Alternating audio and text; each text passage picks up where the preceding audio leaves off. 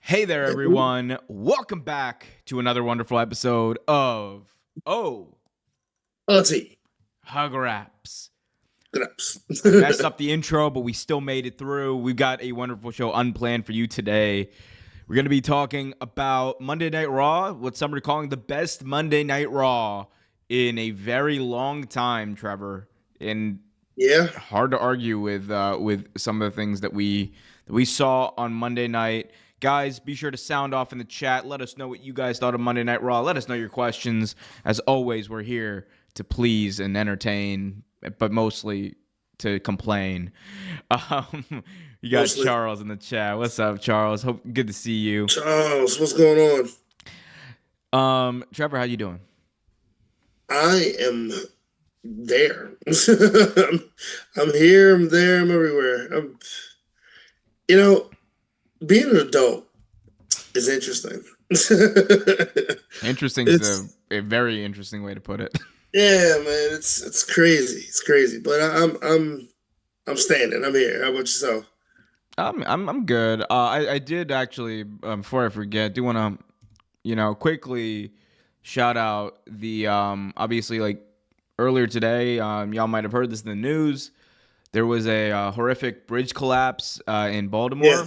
Baltimore. Yeah, The Key Bridge in Baltimore. For those of y'all who they're calling it the Francis Scott Key Bridge. If you're from Baltimore, you call it the Key Bridge.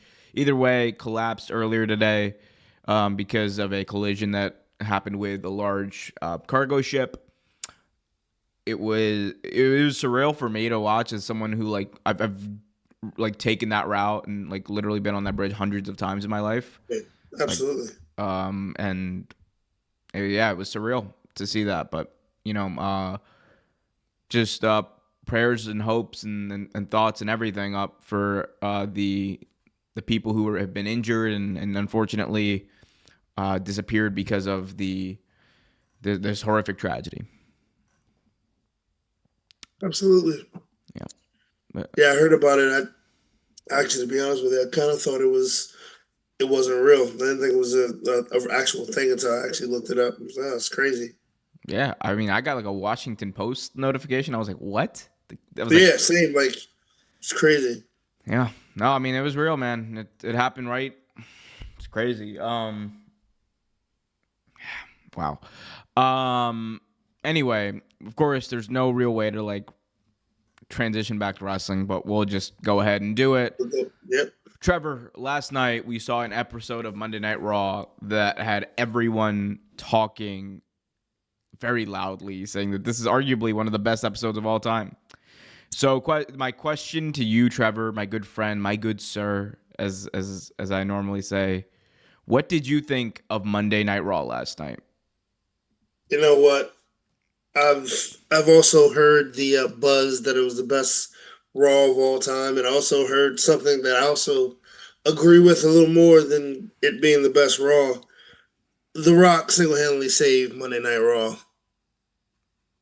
And I know there are going to be a lot of people that disagree with me on that, but The Rock single handedly saved Monday Night Raw.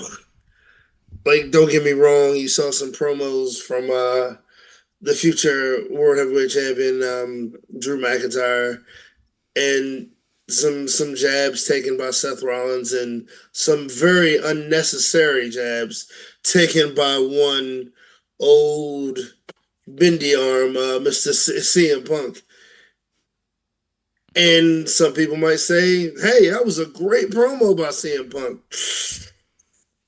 I honestly think the shining grace and the thing that saved Raw was what we just said was The Rock.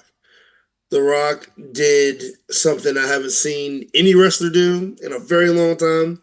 He did something that I haven't seen him do in a very long time, and it was aggressive. It was uncomfortable to a degree. Like if you honestly watched it, it was kind of uncomfortable, but it was amazing. It was good. It was good TV. It was good to watch. Yeah, because of that, Monday Night Raw was good. Now we'll obviously get to like the. I think what we'll do is we'll break it up into like two parts because I do want to talk about that promo specifically. But I mean, Trevor, the beatdown, like that's Yeah. what everyone and their siblings are talking about today. Um, Someone brought up the comparison, and I thought it was hilarious. It was like, man, I was waiting for him to throw him off the bridge. Like it kind of gave you that whole Stone Cold, Rock beatdown back in the day for WrestleMania. Like I was waiting for him to throw him off something myself, throw him in the water or something. yeah, this was like insane. I mean, okay, let's just talk about it. So Monday Night Raw opens up and it's Cody Rhodes in the ring. He welcomes everyone out. There's this big hullabaloo, and everyone is absolutely like just loving it. They're having a big love fest. Cody's cutting this promo, and he's like, I am going to defeat Roman Reigns at WrestleMania, and I will claim my destiny, and I will become what I have said that I will become since the beginning of my days in WWE, and I will become the WWE champion. All And this then Cody Rhodes things. that's like, look, Cody has and I mentioned this to someone I was watching Raw with. I mentioned this there. I said, Cody has a specific type of promo that he has been cutting since like he got to AEW, because it was weird when he was on the Indies. It was totally different. It was different. It was different. It had a different bit of a kick to it, but regardless, I mean, I thought that the opening was fine, but Cody opens up Raw with a promo, and he says that he is going to defeat Roman Reigns, become the Universal Champion, all that stuff. And then, Trevor, we hear out of nowhere The Rock's music hit. Massive surprise. Dwayne Johnson was not expected to be in the ring or anywhere near Chicago for that matter, but he was there, and immediately the arena, 15,000 plus, electrified. What was your reaction to Dwayne walking down the aisle? You know, I don't know if I actually said this to you, but I said that for this WrestleMania to be as big as it is, even bigger than it actually is going to be, you have to have some physicality. And it hasn't really been any physical interference, really. Like it's just been, oh, you said this to me, you know what? I'm gonna slap you back. And I'm gonna slap you first because well, I'm the Rock and I can do stuff. And like that's pretty much how it's been. I'm the head of the table and I'm gonna do this. And it was just a lot of that, which is fine. Absolutely fine. But if you want this to be one of the greatest WrestleManias of all time, you need one of the greatest people's champions to do what he does. And this is the type of stuff Rock is good at. Rock is good at being aggressive. He's good at being in your face. Like he's like I just mentioned, the promos he did with Stone Cold back in the day, where they fought all over the bridge. They fought like where he fought with Mick Foley. Like this is what Rock is good at.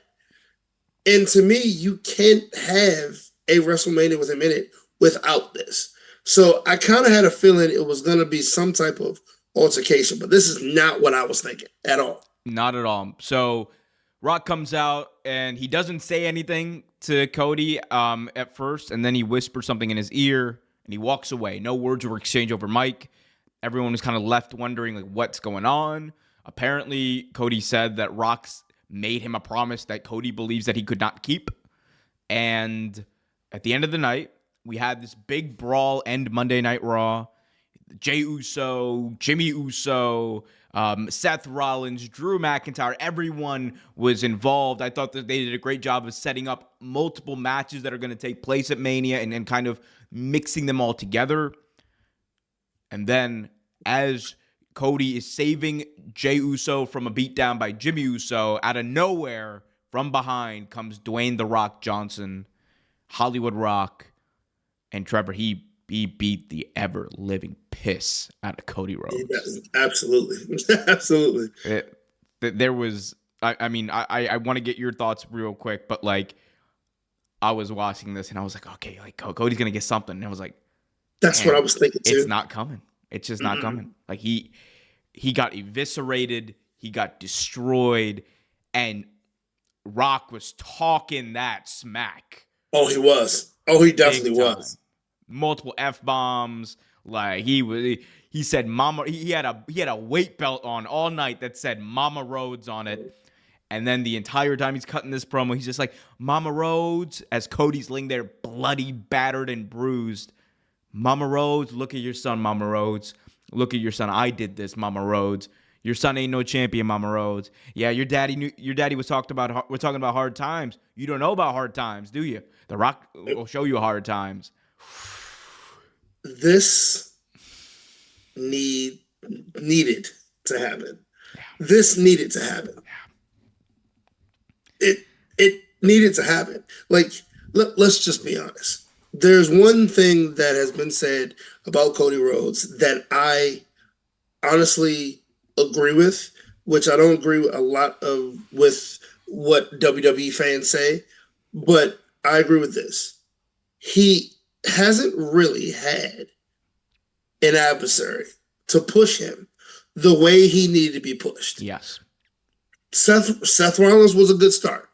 And don't get me wrong, a lot of those matches were great, especially when he hurt himself. A lot of those matches were great.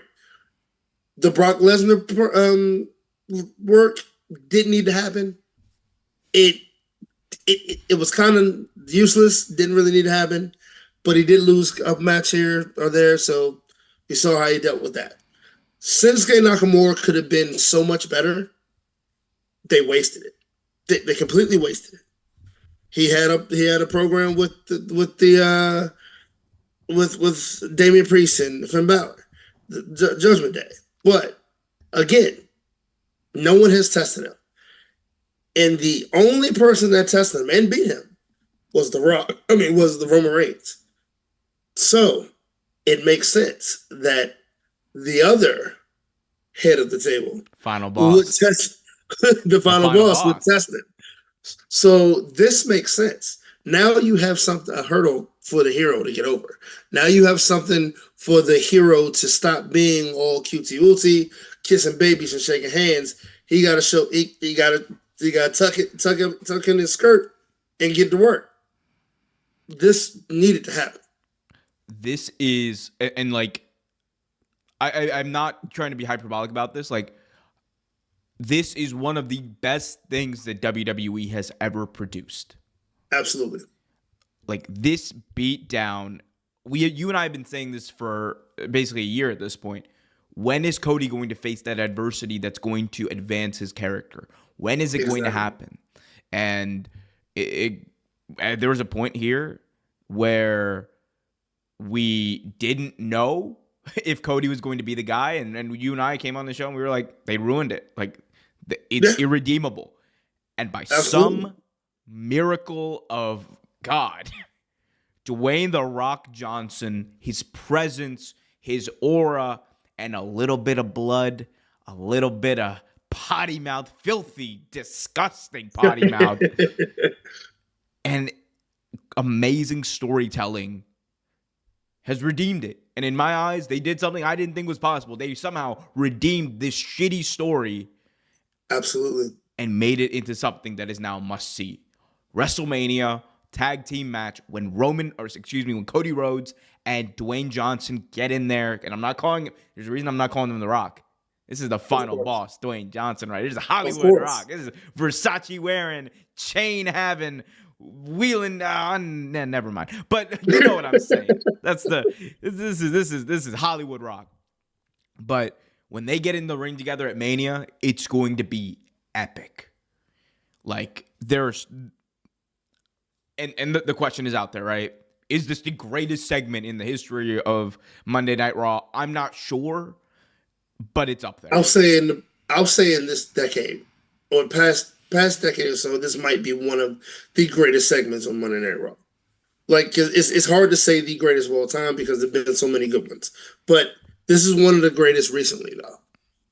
It's like recently the great ones that I can think of, like I think like Tribal Court with Sami Zayn last year. Like, that was, people forget that was just last year, but that was such an epic moment in the history of Raw. And like that story, like when Jey Uso stops the arm of Solo Sikoa him attacking Sami Zayn and like what that meant in that time. Like, ooh. I mean, I will say, as far as the bloodline goes, the line has been amazing. The only time I think they dropped the ball, there's a few times I thought they dropped the ball, but the main one was Jimmy jumping Jay. We don't talk about that. That didn't make any sense. It didn't make any sense. No damn sense. But other than that, they've been pretty crisp with the bloodline. Now, Cody needed a little work. Because like you and me both had been calling for ROH Cody Rhodes since he went to AEW. Like ROH Cody Rhodes, oh my God. If you've never seen him in ROH, the promos, everything was immaculate. One of the best ones, and I talk about this all the time, was when he had the ROH ring, but it was a championship ring out of his belt. And he literally told this woman that she was too fat to touch it. Bad Cody. like it was like, I mean, yeah, that's a terrible thing, but like, dude, like Cody doesn't even dare do that now. Like he's because he's like the biggest babyface to have ever been faced. Yeah. But it's just funny how he went from that to this clean cut babyface that wears press suits every week. Now, Trevor, I think the other question that's on everyone's mind is this the match that we need instead of Roman versus Cody? Or Roman versus The Rock? Like, which one's more must-see? Roman versus The Rock or Rock versus Cody right now? Honestly? Cody needs it way more than Roman does. Say it. Tell them. Cody needs it way more than Roman does. Cook, King. Cook. Roman has had his tests. And honestly, I feel like they failed Roman a little bit in his course to be one of the greatest champions. He's an afterthought. Yeah, especially with this, like we said last week, when no one cared. Like, don't get me wrong, people love the Tribal Chief. It's not that he's not popular, but no one is talking about Cody versus Roman. They stopped talking about Cody versus Roman the minute The Rock started doing promos on online.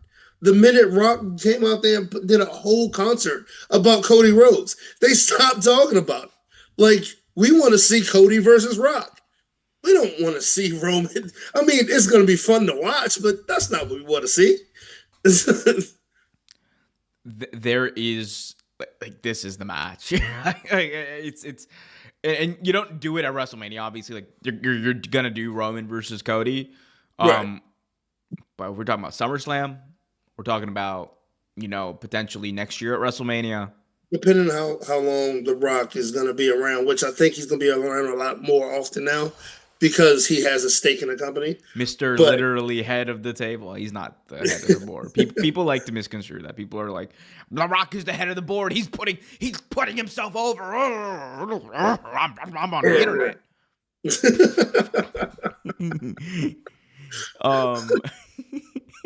You like that? You like that?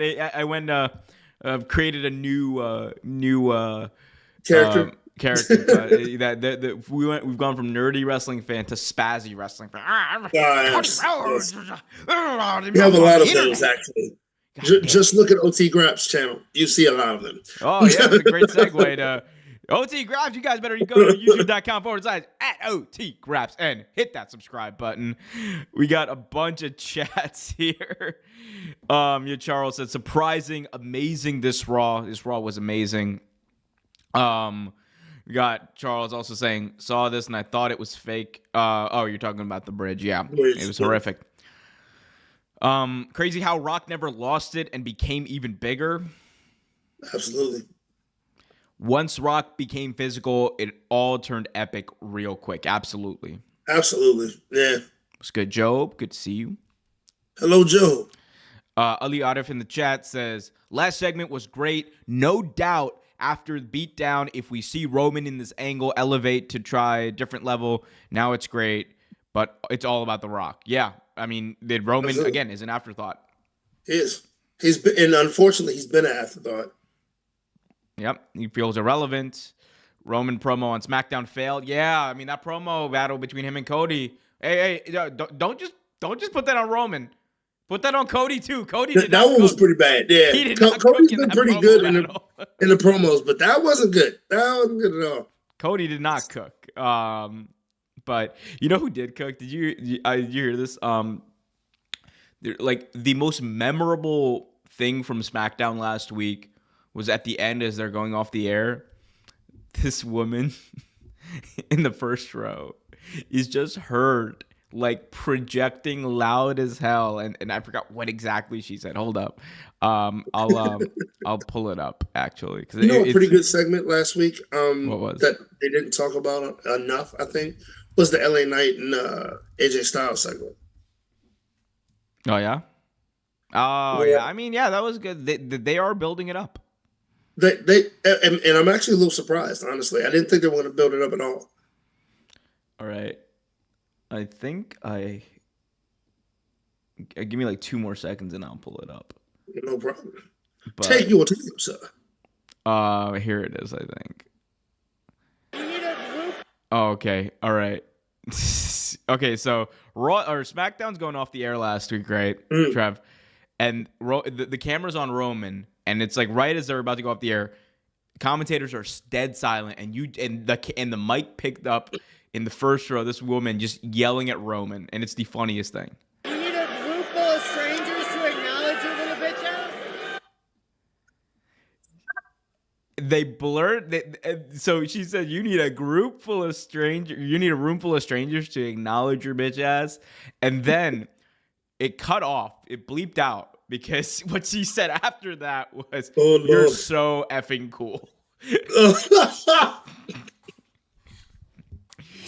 She won that promo battle. Take that, Tribal Chief. that promo battle had a winner, and it was it was the orange hair woman in the first row. Congratulations for making SmackDown must see TV. Oh That's man, hilarious. how much input do you think Cody has in this character? I think he has quite a bit. I do. I do as well. And I think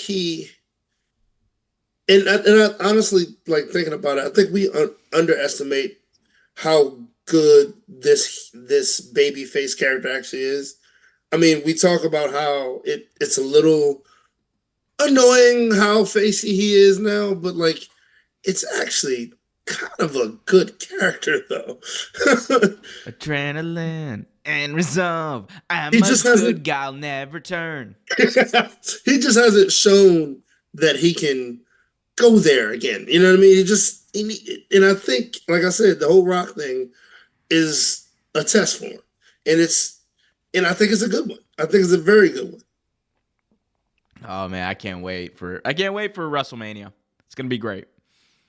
Well, Trevor, the other thing that we kind of have to talk about, kind of related to this, is your boy, the man, the myth, the legend, Mr. Company Man, CM Punk. Guys, before we get to that, be sure to smack that like button. Smack that like button. No, this is not the Oscars, and you're not Will Smith. Do not smack that like button.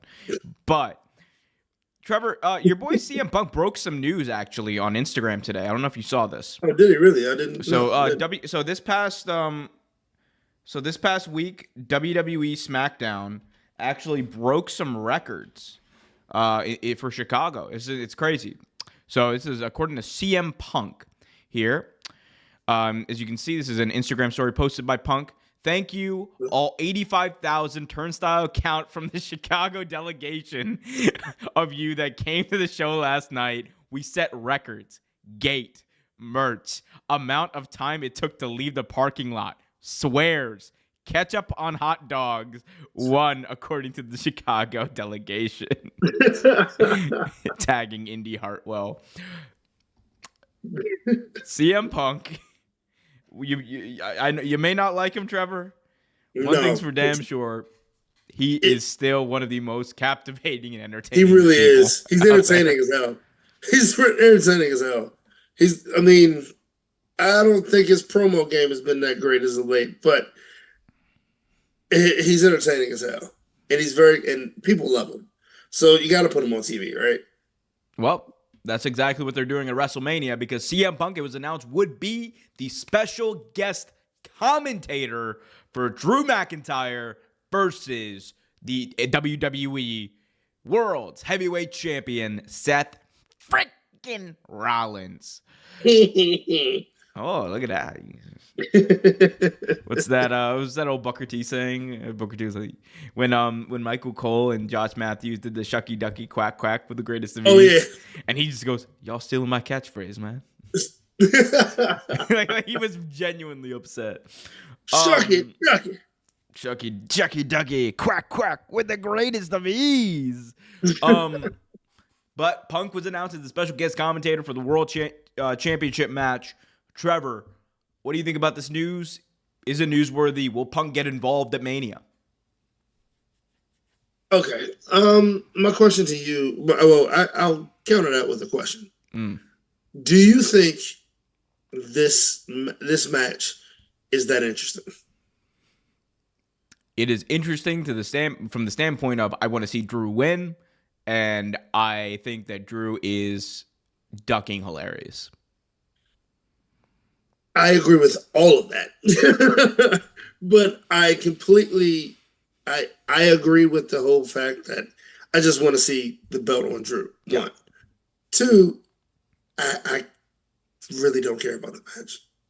And I feel like CM Punk is going to be that saving grace. Well, how much of it, and this is, I think, a good question coming off the Roman conversation, how much of the lack of interest in Rollins specifically in this match is because he's also tied up in the night one main event? And like, yeah, that's a lot of that. And he's playing like fourth fiddle in that match, if we're being honest, because The Rock, Right. Cody, and Roman are all like, at least like Roman is at least like shielded for, pardon the pun, Roman is at least shielded, right, in the way that like he's been Universal Champion for 3+ years, right? So there's going to be that level of like when he loses and when he's involved in something, it's big time. But with Rollins, it's like we're supposed to take this world title seriously, and you're like fourth fiddle in this match to another world champion, The Rock, Cody Rhodes, who's going to win the night. Like, you're obviously not the main event, so it's like, like, and it's okay if it's a B title. It's okay if it's a mid-card title or a upper mid-card title, whatever. That's fine, Right. but it That's is what fine. it is. Don't But pretend it's actually, not.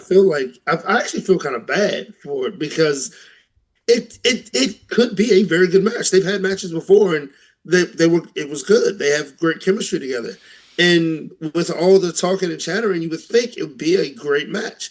But unfortunately, the way they have written this story, two, just the fact that you're putting, like you said, a mid-card title and making it a big deal when you have someone who's held a belt for just about 3 years.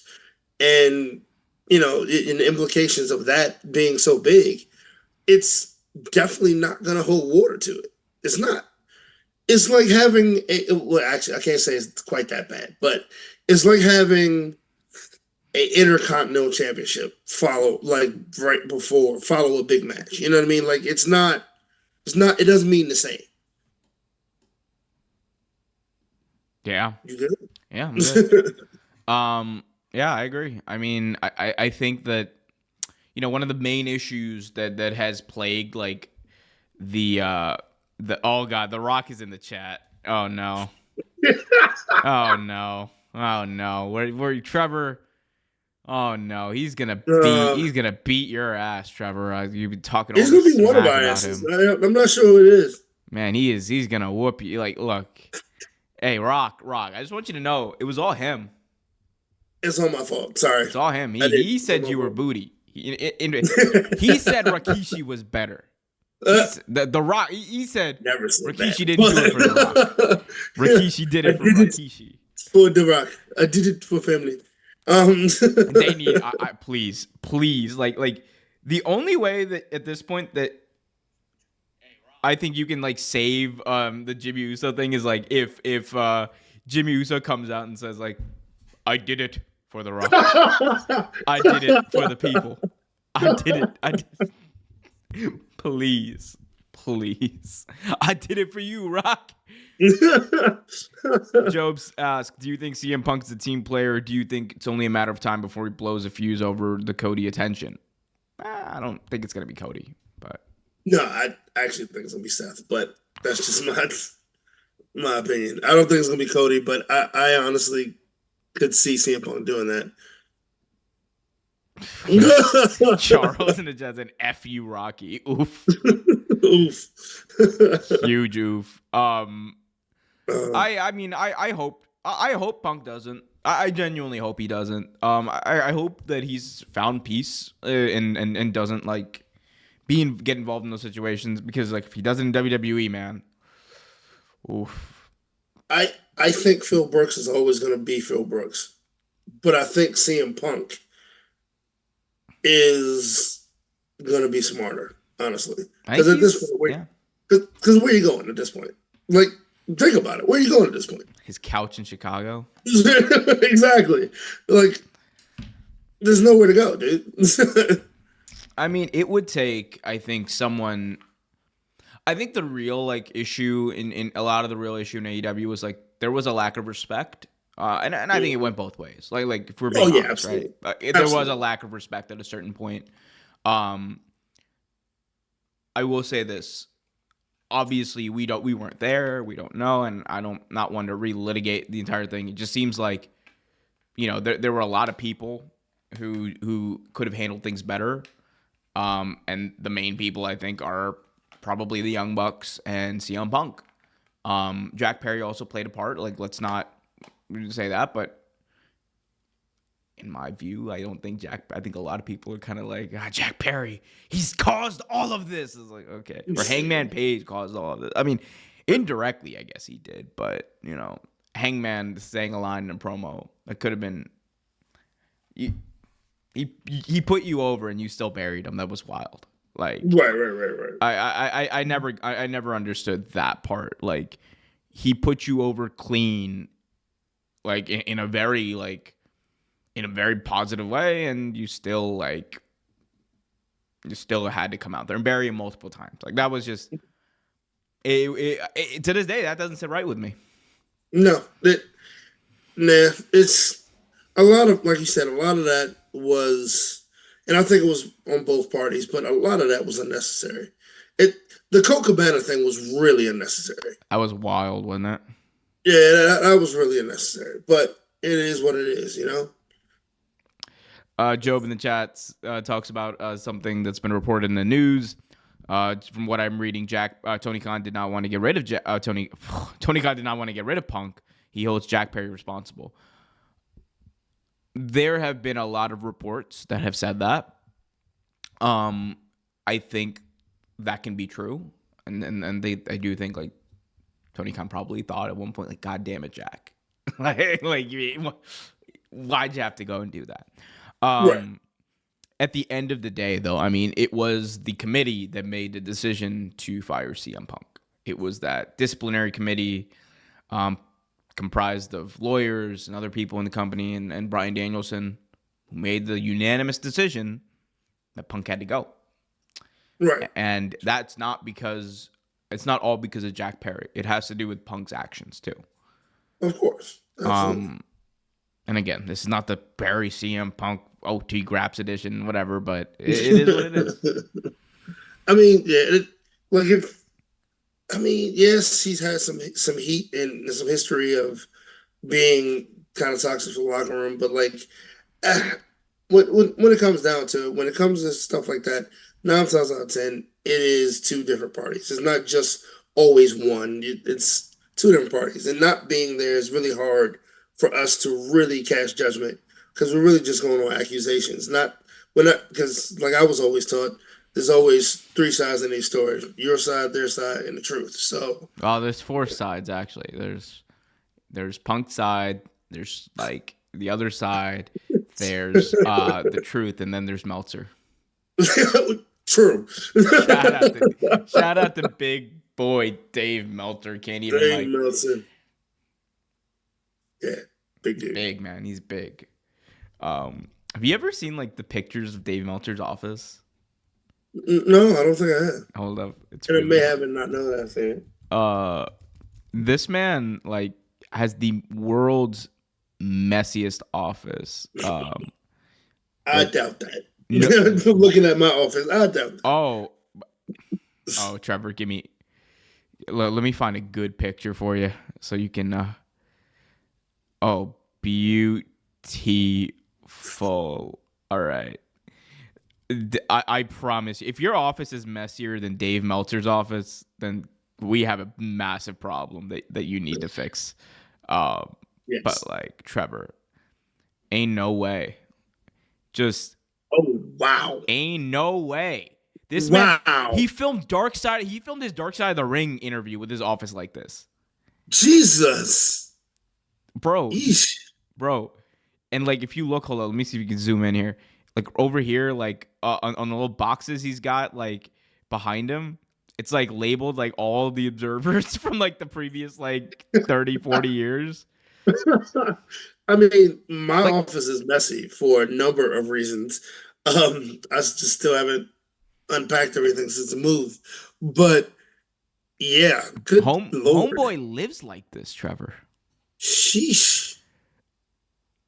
How does he not step on anything that's not paper? And he's got a dog.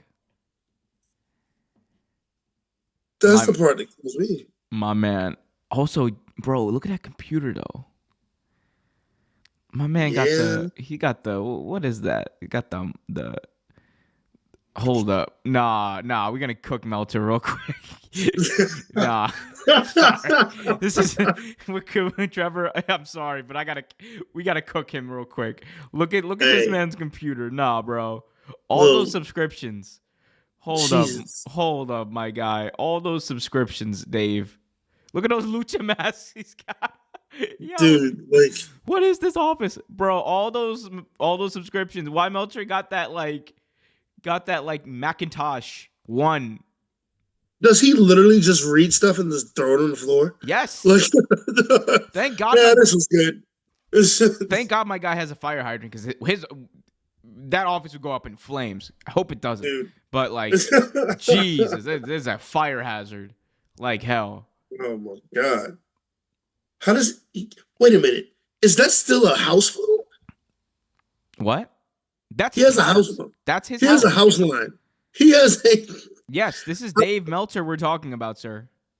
Yeah, I mean, I forgot how old he was, but yeah, like, I don't have a landline anymore. Bro, no, like, I'm sorry, hold up. Like, people, look at that computer. It's 2024. Yeah. Hey, he wants to be frugal.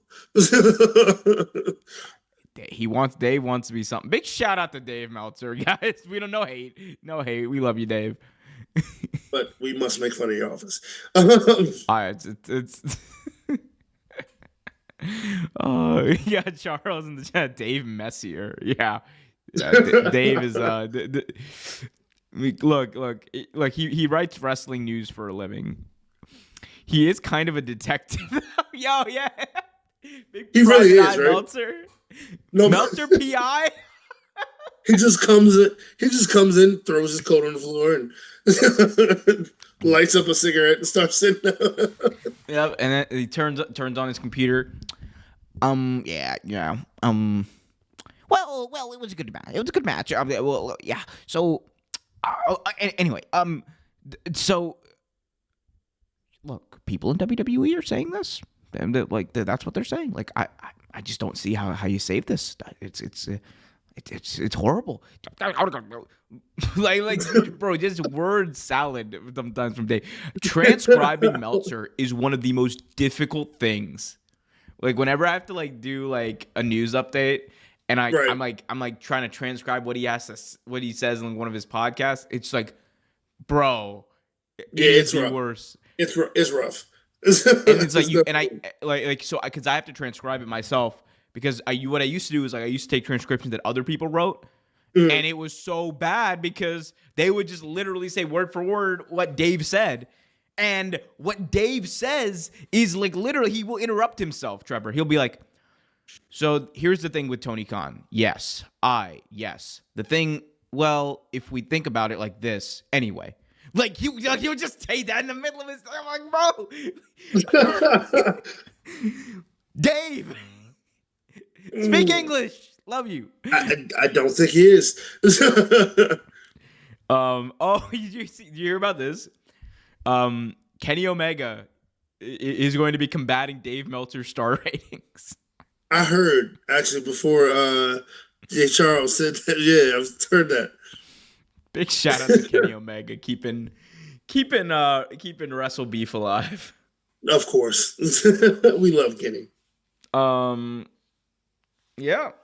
What else we got? Oh, Dark Side of the Ring. Want to talk about Dark Side of the Ring? Sure. All right, Trevor.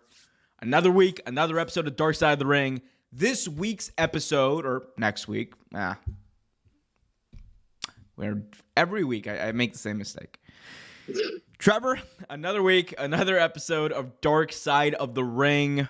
Next episode is going to be covering the life, times, career, and legacy of the one, the only, the great late Charlie. Hardly.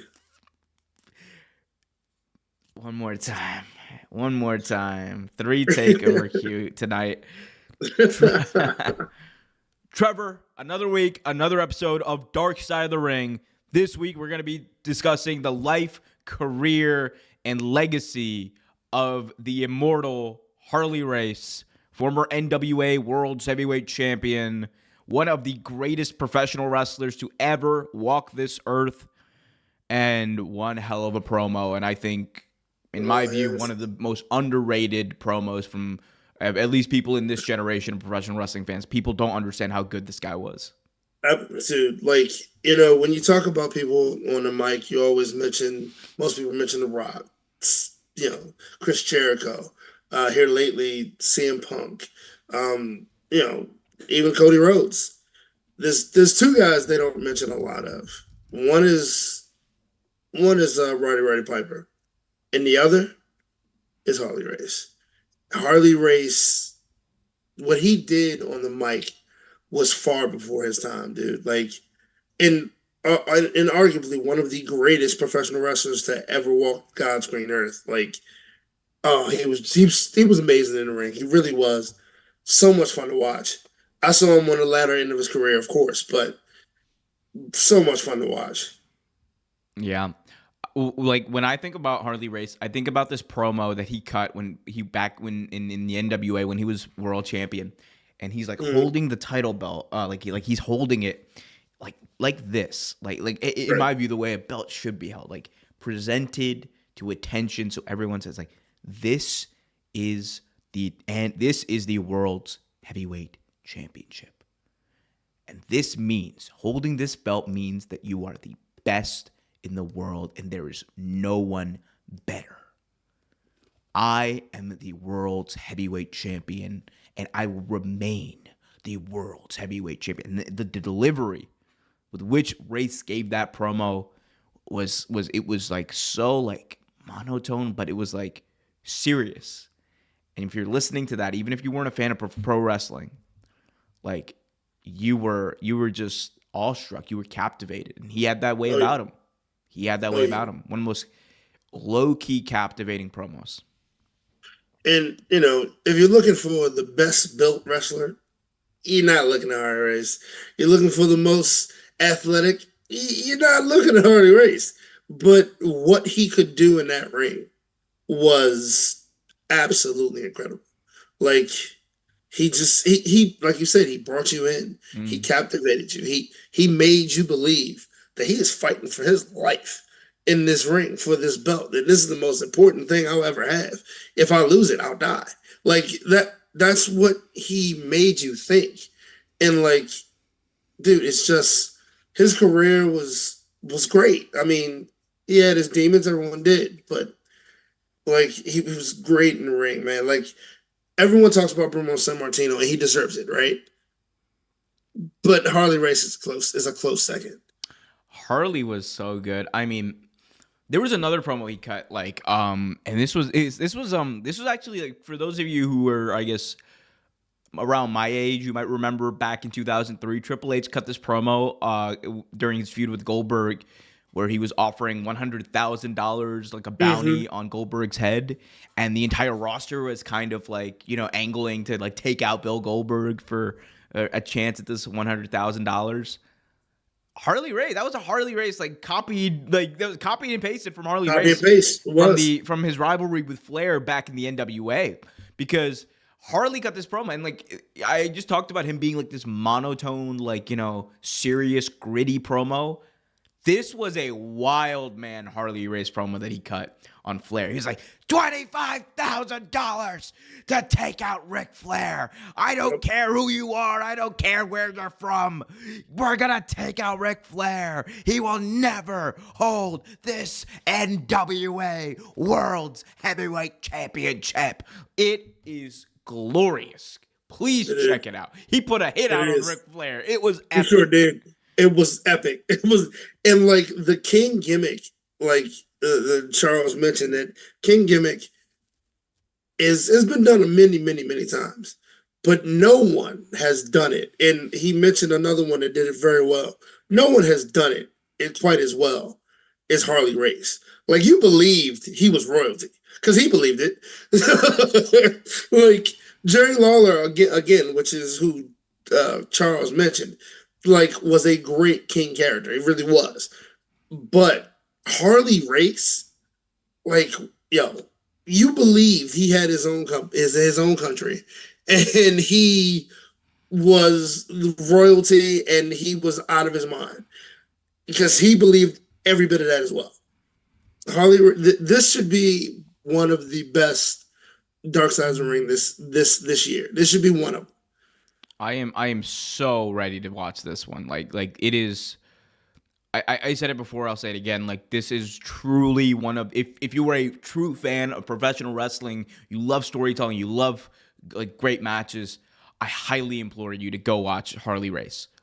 Go watch his promos. Absolutely. They are epic and outstanding. Go to Peacock or the network, whatever. Go on YouTube. Illegal. I don't care where you watch it, but watch Harley Race. Watch his promos, watch his wrestling. Everyone goes to his match against Flair from Starrcade 83. Epic steel cage match for the NWA title. That was the old Flair for the Gold show that they did. But watch his feuds from the 70s with the Funks. He had a great match with Terry Funk. He had a great match with Dory Funk back in the day. He sure did. And when you had matches with those guys, you went in there to fight. You fought. It was like having a match with Terry Gordy. You expected a fight. In Harley Race would definitely give it to you, boy. I swear he would. Oh, and those, I don't know if anyone actually watched the Terry Gordy Dark Side of the Ring. It was kind of a hard one. it was kind of a hard one. I don't know if you watched it. But anyone that doesn't know what happened to him at the end of his career, he wasn't really himself. And it was a good one, but it was also a hard one. It was a really rough one to watch. But I suggest watching it because it was once you get through it, it was actually really good. Yep. And then unfortunately, it was a similar situation with Harley Race. And I think CM Punk actually chronicled his final encounters with Harley Race towards the end of his life. And he was like, yeah, he wasn't the same, but that was still Harley. He was still in there. Yeah. And even Punk, he told this really funny story of he drove Harley Race to his hotel once back when he was in WWE. And Harley was drunk, just belligerently drunk, yelling in the back, doing being rambunctious, right? Right. And imagine the CM Punk driving around a drunk Harley Race, to his hotel in his rental car, and Harley just pukes all over the back seat. And according to Punk, one of the most disgusting smells he's ever smelled in his life, right? And Harley just gets out, like, "Hey, my bad, kid." And CM Punk just look at Harley, and he's like, "It's okay, Harley." Harley was, yeah, man. A lot of people talk about Harley I think one of the matches that I remember the most of Harley, and it wasn't really a significant match. It was actually a squash match. Um, some no name guy, Harley, he's bad mouthing him the entire time, like throwing his cape out the way, telling him to move out the way so Rhodes can come through, and like he gets the guy up, and the guy's wobbly. He takes his hand and just bonks him on the head. Like, oh man, Harley, yeah, class act. This is gonna be a good one. This is the perfect way to describe what Harley Race was. He's an OG. He's an OG.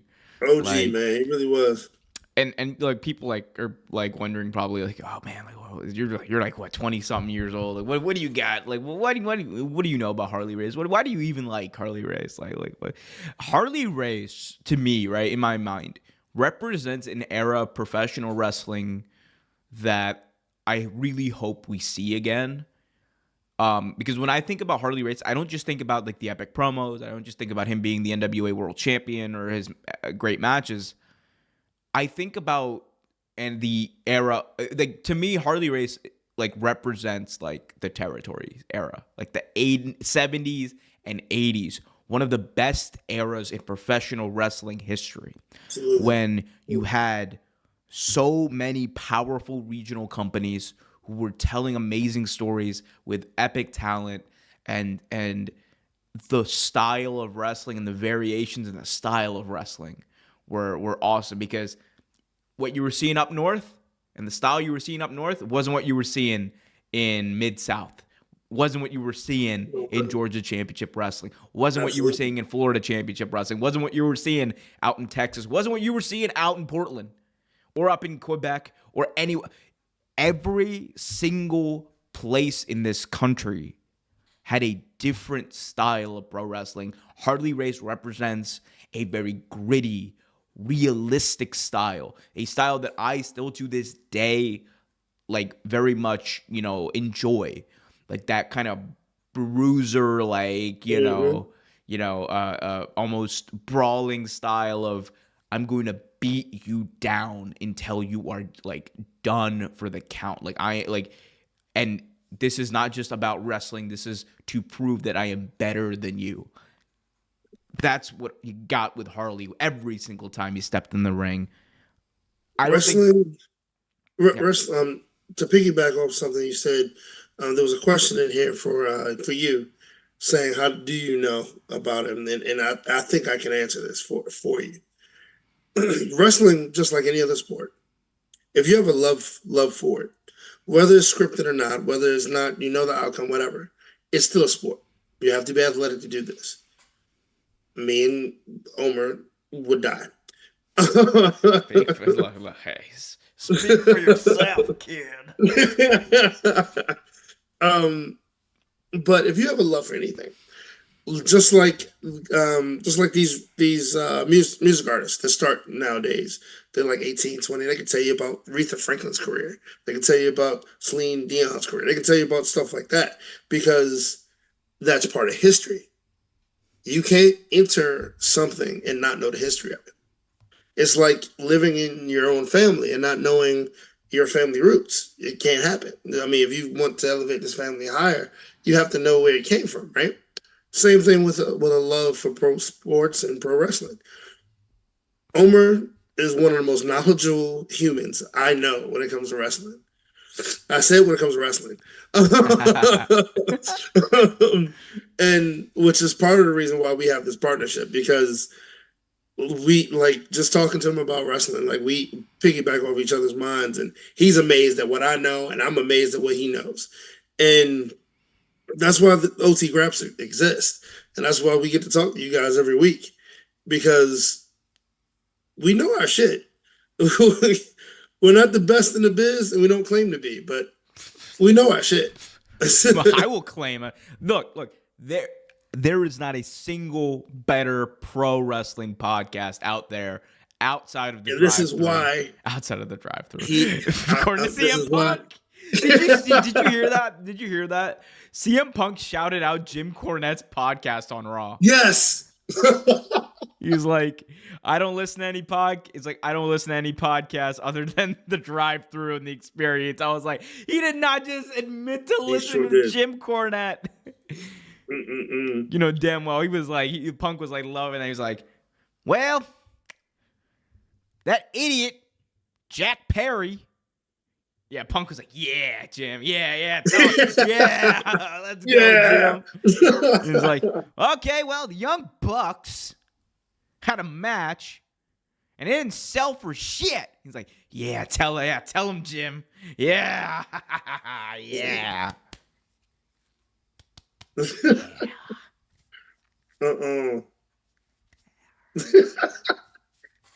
I hate you so much.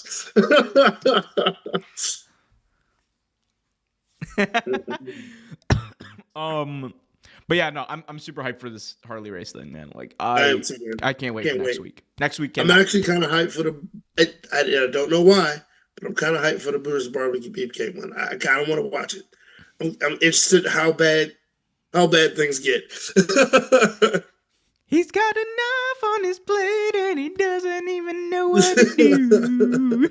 Oh man, I can't wait for that WCW part. I hope they spend a good amount of time on WCW.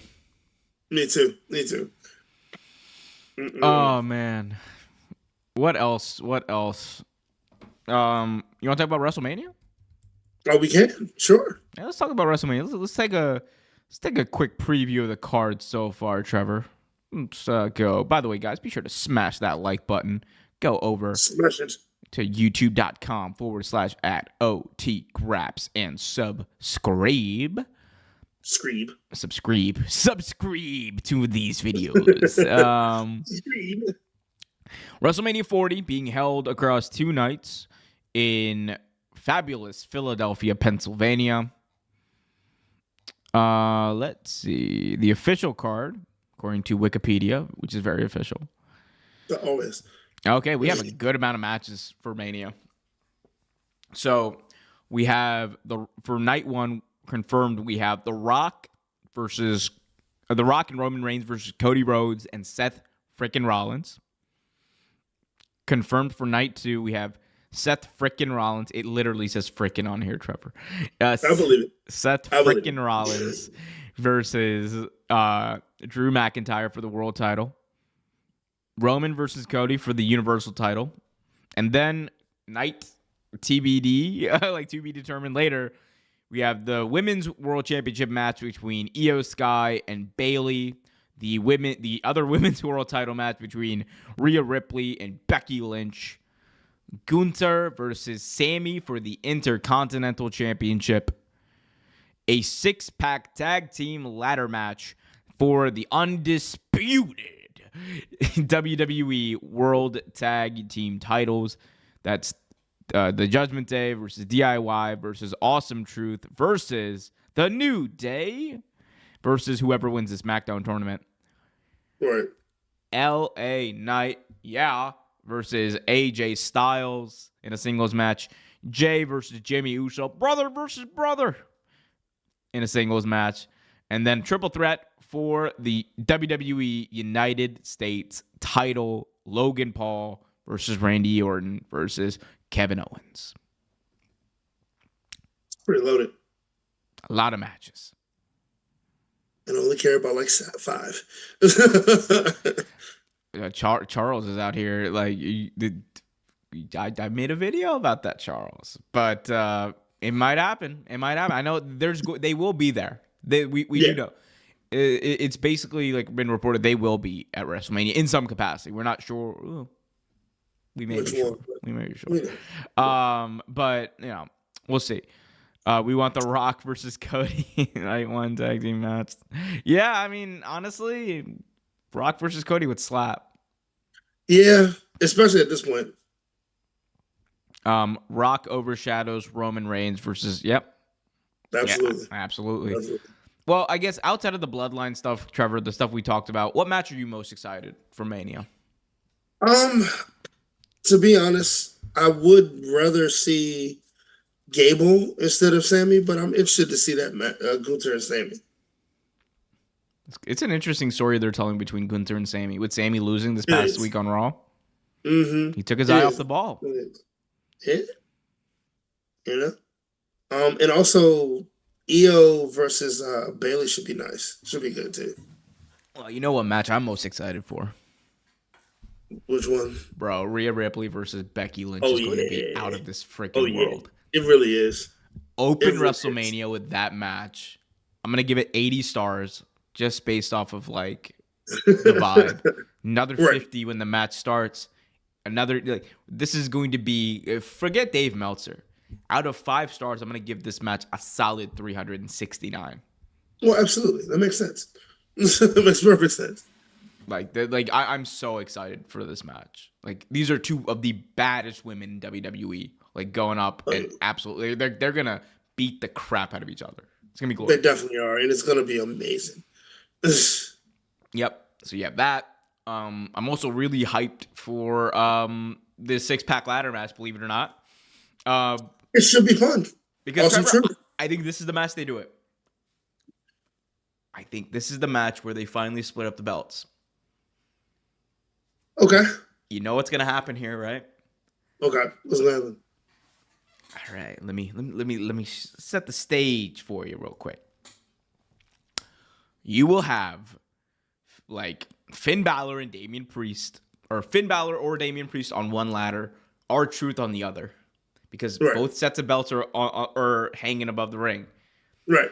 Camera's on Damian Priest, and he grabs his title belts, but at the same time off camera, R-Truth is holding the other set of title belts. Right.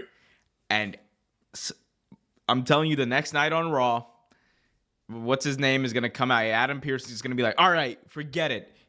R-Truth, you're the Raw Tag Team Champion. You in the midst of the Raw Tag Team Champion. You guys, fuck off to SmackDown. Right. I mean, that would be great.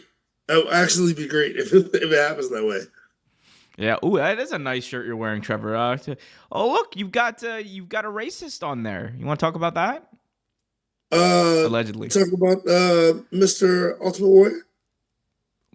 Definitely a homophobe. That is for damn sure. Oh, that's for damn sure. Damn sure. If he's not a certifiable racist, he's definitely a certifiable homophobe. Like, but man, actually got this shirt more for Macho Man, but you know. No, it's like, look, here's the thing. That WrestleMania 6 main event was awesome. Awesome. Amazing match. The best match of either Hogan or Warrior's careers, and it's not even close. Right. But yeah, I'm surprised that match. Like if Hogan was on that T-shirt. Yeah, it was interesting because when I got it, I was like sitting there like, huh, Hogan's not on his T-shirt? Interesting. I'm surprised. I was like, at first I thought, I was like, oh, is this like a WrestleMania 7 shirt? Because I knew that it also has Jake the Snake and Brutus brought Beefcake here too, if you can see it. I'm mad that man got on the shirt. And then you also have Roddy Piper and Big Boss Man on this one. Bubba. And then you have the Hart Foundation. We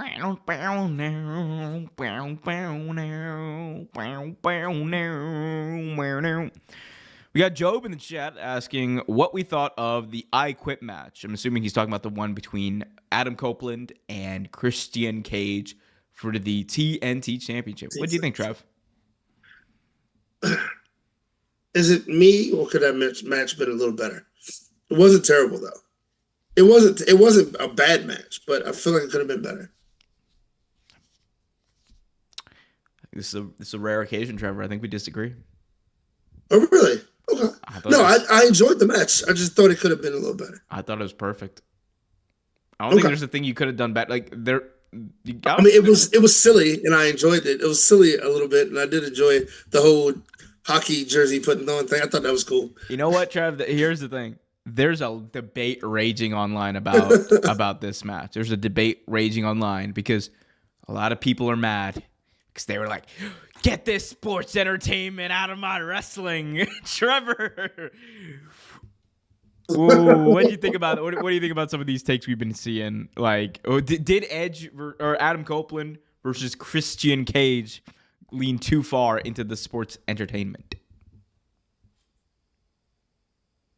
Um, you you know what? Where's the line? Honestly, where is that line?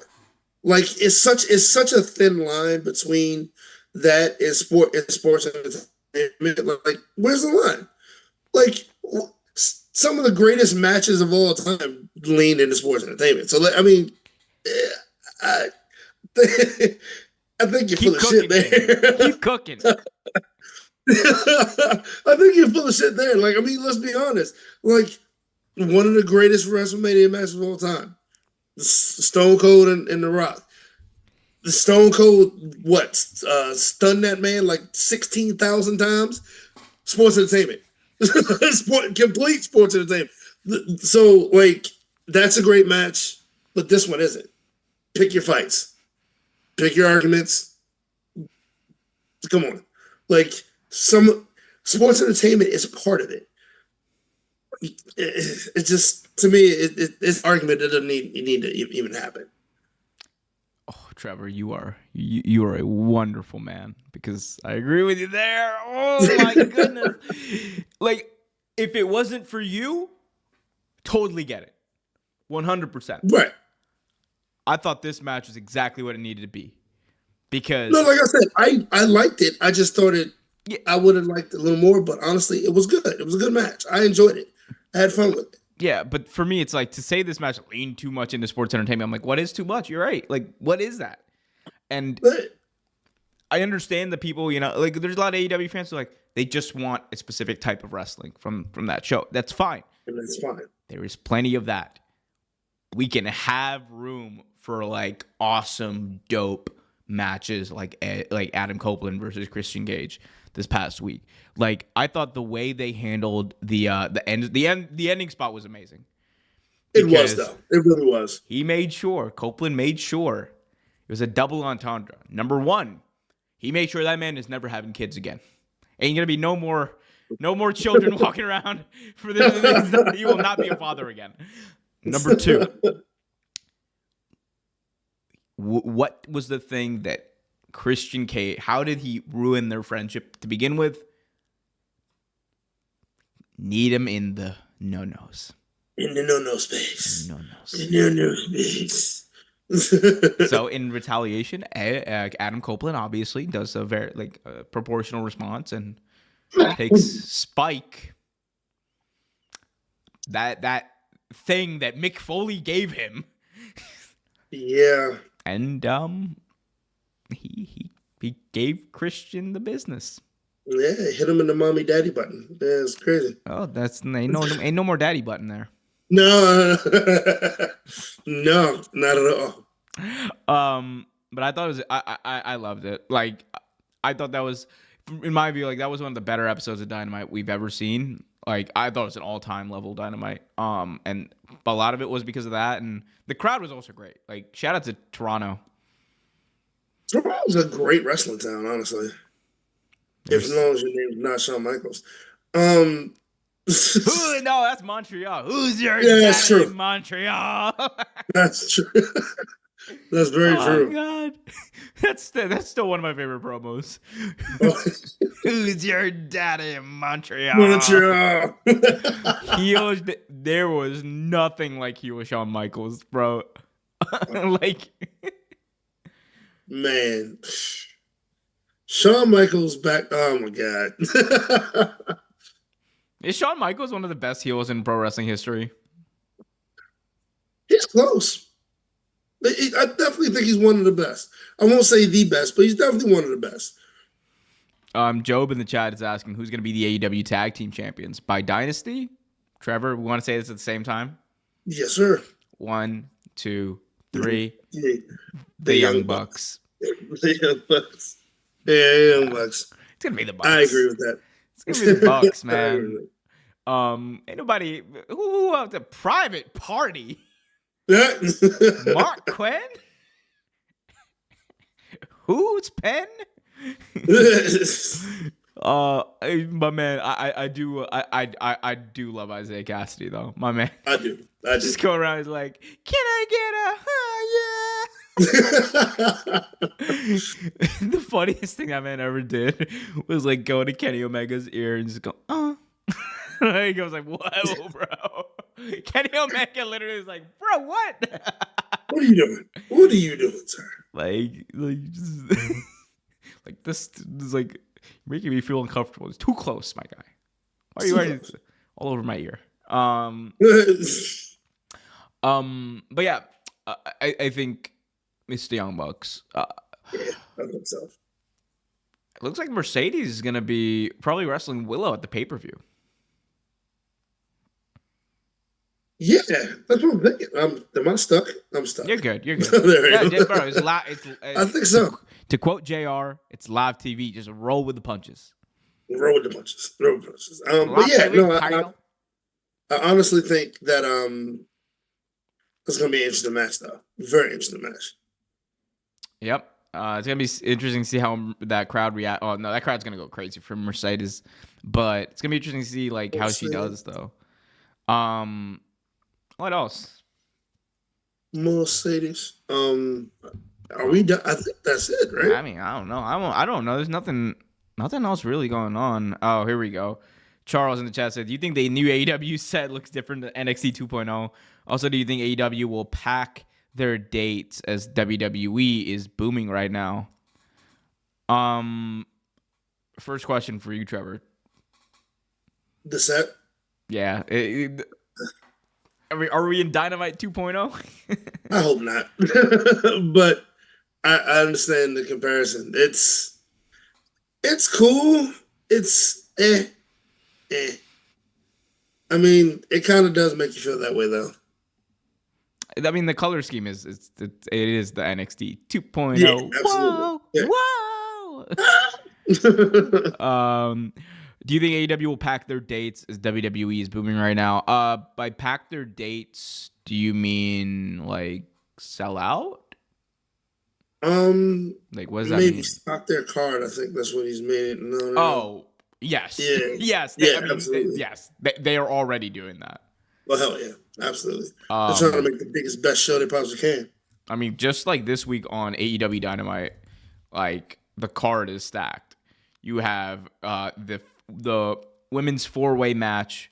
Winner gets a title at the TBS Championship at Dynasty. Willow Nightingale, Anna Jay, Sky Blue, and Chris Statlander.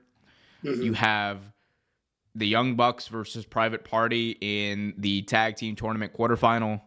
And then Tony Khan just being unhinged maniac, just an deranged absolutely person booking Katsuri Shibata versus Will Ospreay on free television. We don't deserve Tony Khan. That's all I'm gonna say, bro. Like we don't, dude. like I'm sorry. Like I be loving some of the stuff WWE's doing, but and I got in trouble for this. Because I said on Twitter today, AEW Dynasty better than WrestleMania. I got into some trouble because some people were like messaging me. I was like, bro, what do you say? I'm like, look, this is not a popular opinion, and I understand it's not. But it's got Will Ospreay versus Bryan Danielson. That's in my book. That's better than anything you could book. It's better than Cody versus The Rock. I'll even go that far. And that's what I like. I'm sorry. I just like Bryan. I love Bryan Danielson. You know how I feel about him, Trevor. Of course. Will Ospreay right now is best in the world. It's a dream match. Absolutely. Will Ospreay is Jesus. God, Will Ospreay is amazing. And he can cut a promo. Dude, he can wrestle a bowl of soup and I'd pay to watch it. Can we get that tag team match? Will Ospreay and Kenny Omega versus a broom and a bowl of soup. Yeah, absolutely. We got to see it. It has to be seen. The match has that. Tony Khan. Let's go, baby. And don't sugarcoat it. We need Progresso, world style. We need it. Okay. Oh, really? No Campbell's. No Campbell's chunky soup. We can do that. Yeah, let's do Campbell's chunky soup. Okay, you get a can of Campbell's chunky soup, and then a Swiffer.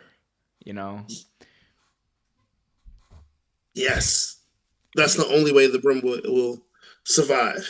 And then we get like we get sponsorships out of Tony. Look, Tony, hit up your boys.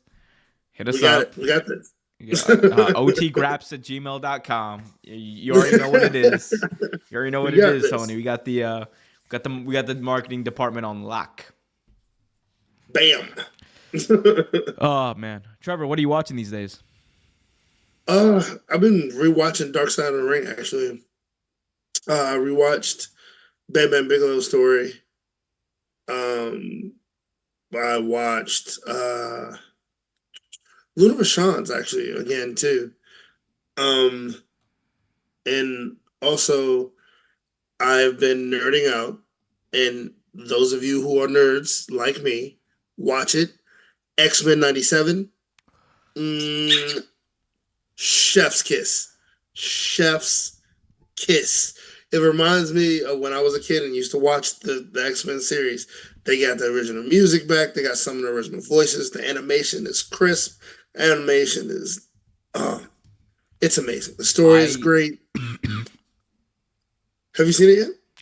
I have not seen the show. I have not started the show yet. Right. But I saw the animation and I was really happy because it like kept the original vibe, but it did like make it like more sleek and like right. Ooh, this is. And one thing that you'll notice if you watch the original show, you notice in the animation there's a couple slowdowns, and I was made like that purposely. So they kept those slowdowns in the show in the new one, and you're like, oh, that's a throwback, bro. Like, give me.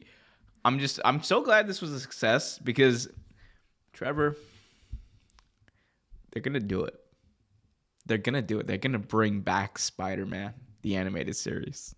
Yo, Spider-Man 95 was, oh my God, that was such a great show. I need y'all Even to though bring. Spider-Man had at least 2 great ones, 2 or 3 great animated series. But you know what animated series I'm talking about. Yeah, the original one. The great one. Smite. We must get Spider-Man.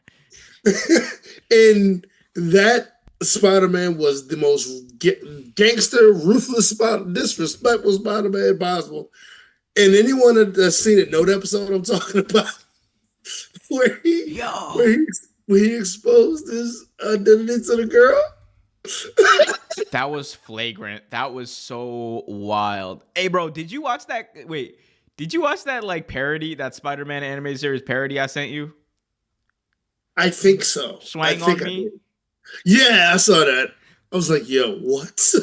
Yo, hold on. Fat ass fuck, you didn't come here in person in the flesh in real life. Oh, your double D cup wearing ass thought you was hanging up on. I thought you him. You want to swing on me? What? Oh, you want to swing on me? What? You want to swing on me? Man, swallow what you eating before you start talking. Swing on me, because if you ain't finna swing on me, you about to get swing on. You gonna regret playing with me. You lucky as fuck I gotta go pick up my son right now. You better go pick up somebody. Why don't you shut your impossible to pick up ass up? You didn't come here in person in the flesh in real life. Oh, your double D cup wearing ass thought you was hanging up on. I thought you him. You wanna swing on me? What? What you gonna swing? Oh my God. Big shout out to Ace Vane for putting that together. Oh my God. I saw that the first time and cried, bro. You gonna swing on me? Like, such an impossible to pick up ass up. Oh man. Oh my God. Oh, I just finished up rewatching George Lopez, by the way. Oh yeah, you told me that. I like that show. Oh, my friends know the low rider. Oh man. Gets a little higher. I think I'm gonna rewatch House of the Dragon. They just released that or re-released that trailer, so I'm like, okay. I'm ready to go. Ready to go. Ready to go. Okay, and we are ready to go. Actually, Trevor, any parting thoughts? Oh man, past couple weeks of wrestling have been pretty good, man. Past couple weeks with you guys have been awesome. I feel like the show's gotten stronger. I feel like, He and Omer have gotten worse and better at the same time. But no, guys, appreciate you guys, the pieces. OT Graps, although it's not at 200 yet, it is 57, and that is Oh, but sorry, 178. The last time I 78. checked. Okay. And although, I mean, and that's no small feat. Thank you guys so much. We promise you to bring you better content. We promise to bring you new content and great stuff on the next channel, on the other channel. Just bear with us. But we appreciate the support. You know what movie I recently watched? Cocaine Bear. Oh my God. Yes. Just Yo, that movie. Yo, have you seen the movie on Hulu is about a killer sloth? no. Yeah, it's a sloth in a sorority house. It's terrible, but it's great. I you know why I love Cocaine Bear? Trevor, that movie did not pretend to be something it was not. No, it It was said- a movie about a bear on cocaine killing people. It said, what if a bear took cocaine? Well, Boom. part of that is actually true, right? I know that, but the bear actually died in real life. You can't make a movie out of Yeah, that. he died in real life, but yeah. Could you imagine this Cocaine Bear? Like, that bear is like, no. I don't care how big. It was only a black bear. It wasn't a grizzly. It was only a black bear. He ate, 2 to 3 pounds of cocaine? It was like 10 pounds. Went back for more. Like, give me Cocaine Bear 2. The final sniff. The final sniff. Oh man. All right. Well, I actually do have to head out. It's 9:30. But guys, it's been a wonderful time. As always, be sure to smash that like button. Go over to youtube.com/@OTGraps and subscribe for more content from the OT Graps universe. And also be sure to follow my man Trevor on X.